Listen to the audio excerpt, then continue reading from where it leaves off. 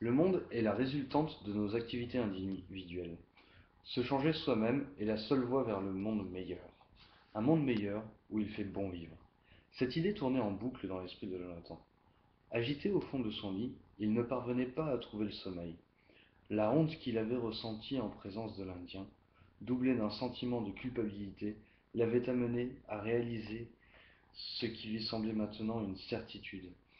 C'est en commençant par se changer lui-même que Gandhi avait réussi à faire basculer l'histoire de l'Inde sans jamais participer au moindre gouvernement. On le représente toujours doté d'une assurance tranquille, vêtu de son humble dhoti de coton blanc et refusant tout titre honorifique. C'est oublier que dans sa jeunesse, il était d'une timidité maladive, emballé dans un costume 3 pièces qu'il portait dans l'espoir d'être reconnu des Anglais. C'est bien son évolution intérieure, sa transformation en un homme serein, bon, juste et dénué d'ego qui le rendit plus puissant que tout l'Empire britannique, son armée et ses institutions.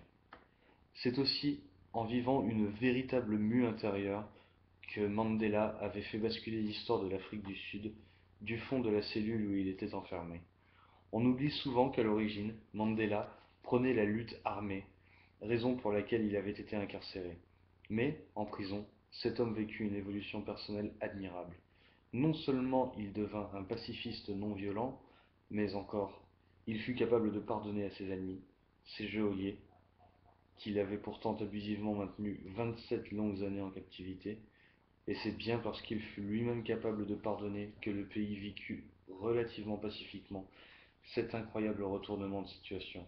Jonathan finit par s'endormir, et cette nuit-là, il fit un drôle de rêve.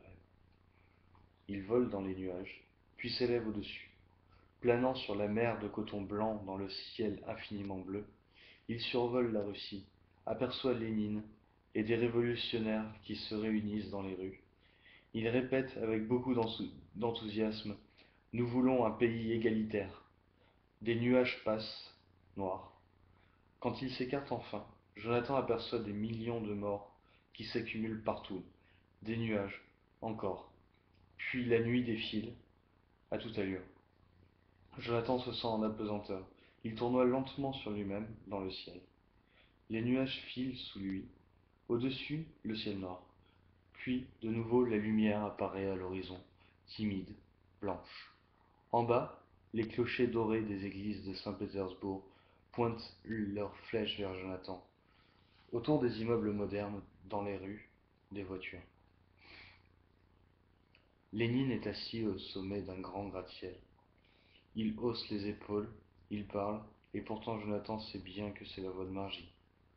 Tout ça pour aboutir au pays le plus inégalitaire au monde, aujourd'hui théâtre d'un capitalisme débridé. Un souffle de vent, très fort. Jonathan ne peut résister. Il est déporté à vive allure vers l'est. Malmené au milieu des nuages, il survole maintenant la Chine.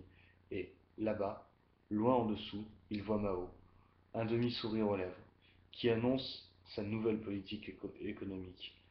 Le grand bond en avant va nous permettre d'accroître fortement la production agricole.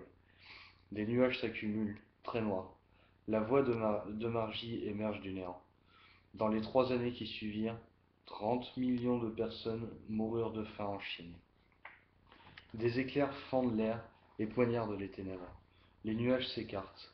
Jonathan survole la France, reconnaît la Bourgogne qu'il a tant aimée dans son enfance. Des charrues sont attelées au bœuf dans les prés vallonnés. Derrière une forêt apparaît Paris.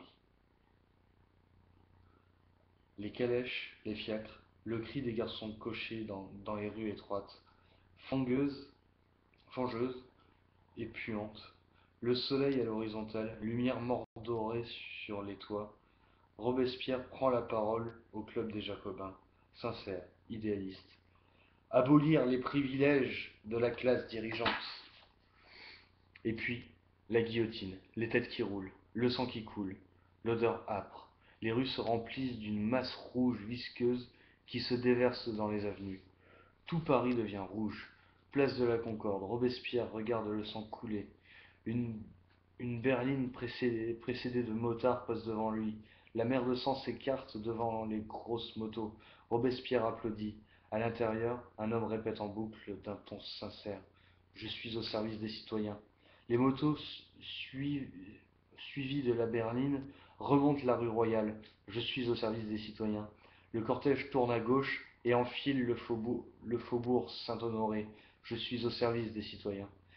Il passe sous le porche du palais de l'Élysée. L'homme descend de la berline. Je suis au service des citoyens. Un tapis rouge l'attend.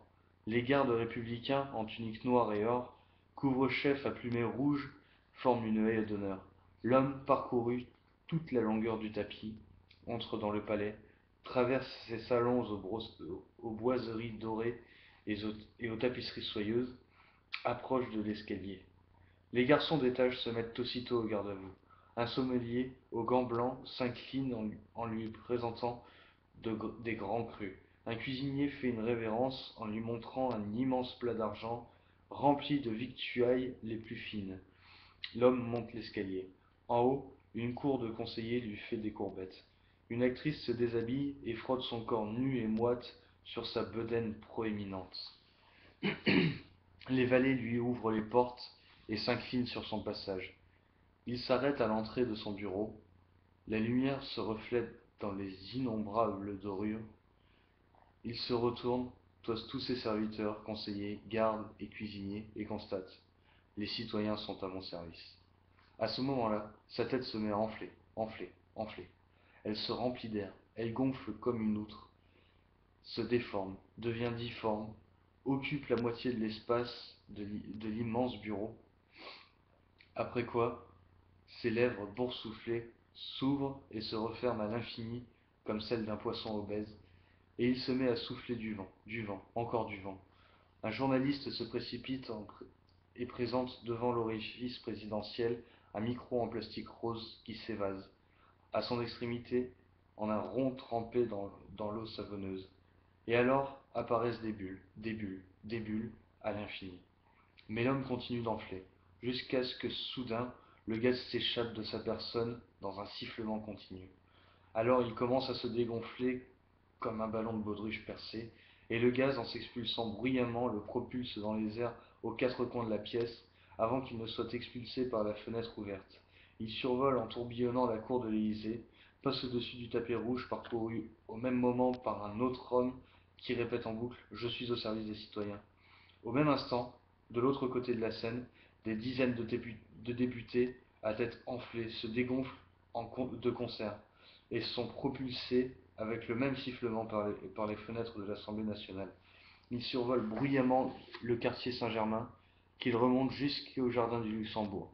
Ils sont alors aspirés par les fenêtres du Sénat et retombent mollement, flasques, comme des marionnettes en caoutchouc dégonflées, dans les somptueux fauteuils de velours pourpre où ils s'assoupissent instantanément dans un bruit de flatulence.